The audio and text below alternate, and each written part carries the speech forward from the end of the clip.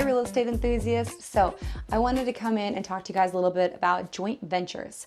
So I'm really just kind of going to ask more questions, I guess, in this video to kind of get that light bulb started, because joint ventures can have many different endings and they can be created in lots of different ways. And so I really just kind of want to kind of get your mind starting to move a little bit to see which path or which legal direction or whatever it may be aligns best with either your business model or just kind of getting an idea of what potentials are out there. And so as you have more deals come your way, you know that you can structure them a little bit differently, because joint ventures are pretty open-ended. You can kind of create them in quite a few different ways. So joint venture. So we have had, just to throw out a couple of things, we've had joint ventures where our partners have been equity partners,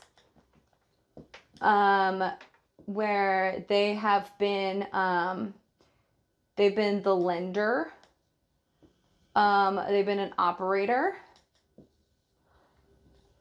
joint ventures that they've been on the LLC, they've been on the title, or, none of the above.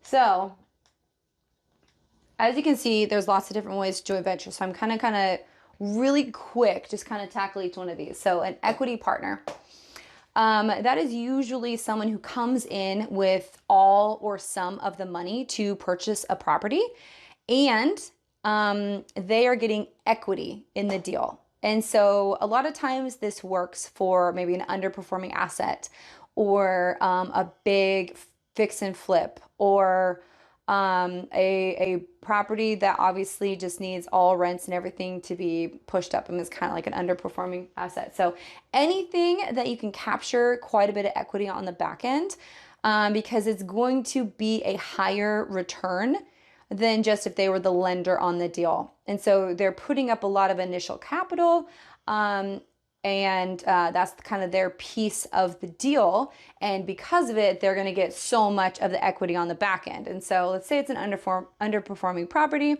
As you're pushing rents, as you're adding value to the the capital expenditures that need to happen on the asset class, whatever it may be, then you usually have an end goal, as in we're going to be refining in 3 years, and at refi you get all of your money back plus your equity, or you get all of your money back and you stay in as an equity partner, but we start doing distributions.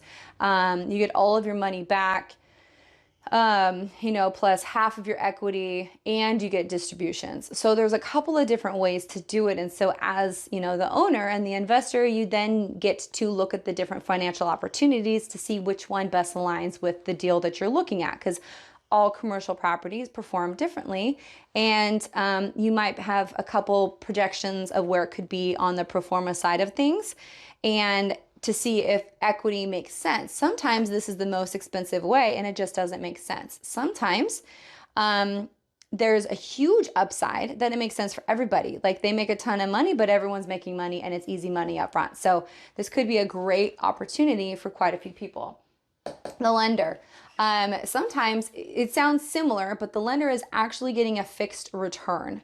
So if someone is coming in as a joint venture as the lender, it's basically private money, but they're not coming in for an equity piece. They are coming in for like the actual performance and a guaranteed interest rate. So a lot of times, if your joint venture comes in as a lender, then they also have the loan origination fee on top of it that they get up front. So it's reducing their risk a little bit. But when they reduce their risk a little bit, they also get less piece of the pie. So as a lender, they're getting fixed terms. And so they're getting either interest only, or they're getting interest in principal. They're getting something like this. As a lender, they could also have a piece of equity. So you could title it as in, okay, they're the lender, they're coming in with all of the money. They are guaranteed money every single month as we're building revenue on the property. And then once we actually get it to fully performance, then they get a smaller piece of the equity on the end as well. And so they're getting the lender benefits and maybe a piece of equity because this is joint venture, so they own a little bit of the property as well. So again, lots of little different ways that you can put that together. But again, just kind of looking at the numbers, maybe it makes more sense to pay more of an interest, a fixed interest every single month on a property than to not pay anything but pay a huge piece of equity at the end. And so you want to kind of align again with your current asset, what fits best. Operator. Sometimes you just have a bank that's going to be a lender. And so two investors come together as operators to run and operate a property. And so you're joint ventures on a property. So a joint venture, usually the LLC is not involved, but it can be. So if two investors want to be partners on a deal, usually they just will then open up an LLC together, and that LLC purchases the property, or you have like a managing LLC, and that one, purchases the LLC that owns the property. So you usually have, a managing and an owning LLC for like extra protection. But if you just have one partner and you have a bank involved, a lot of times you'll just do an LLC. But you could also have a joint venture in place with multiple partners that are actually all on the LLC as well.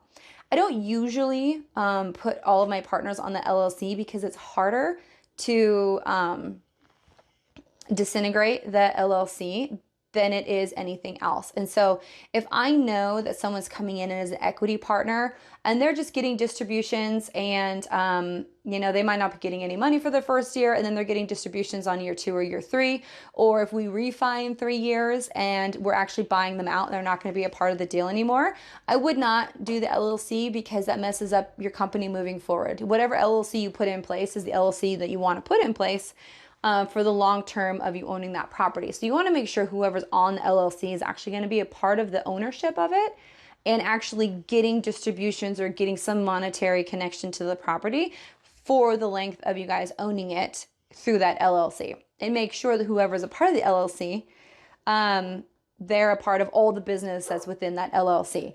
So just kind of keep that in mind of different ways to set it up. Title. This is another one because you can be on the LLC or you can have a joint venture and you don't have to be on the title. So this is another thing to make sure to kind of talk to your partners about because again, the LLC could be on the title, but the joint venture couldn't be a part of the LLC. So there's a couple different ways to handle that as well. None of the above. Sometimes you have a joint venture coming in. Maybe they're a contractor and they're coming in to do all of the work, the initial work, and you don't want to pay them anything because their professionalism is to be a contractor. And so you're actually bringing them onto the deal.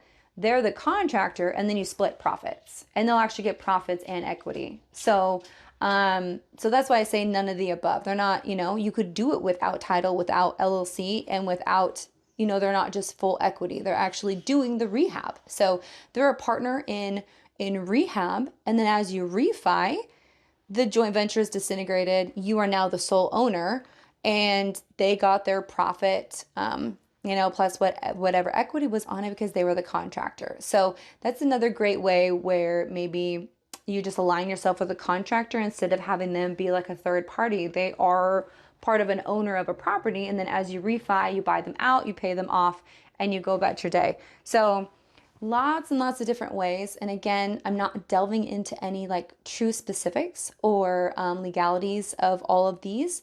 I just wanted to kind of get that light bulb started because joint venture is a very creative tactic for investors to really actually discuss specific terms per asset that they're purchasing and adjust it accordingly. So your joint venture is a great tool to actually have your attorney write up.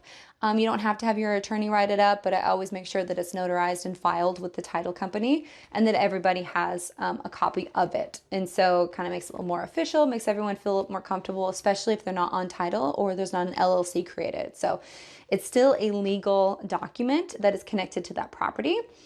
And you still have to make sure that all the terms and everything are agreed upon.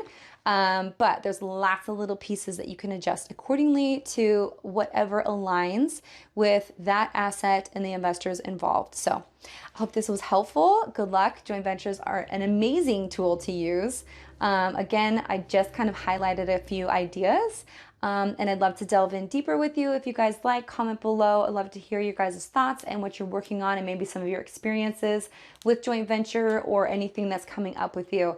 Also, please subscribe below and stay tuned for my next video.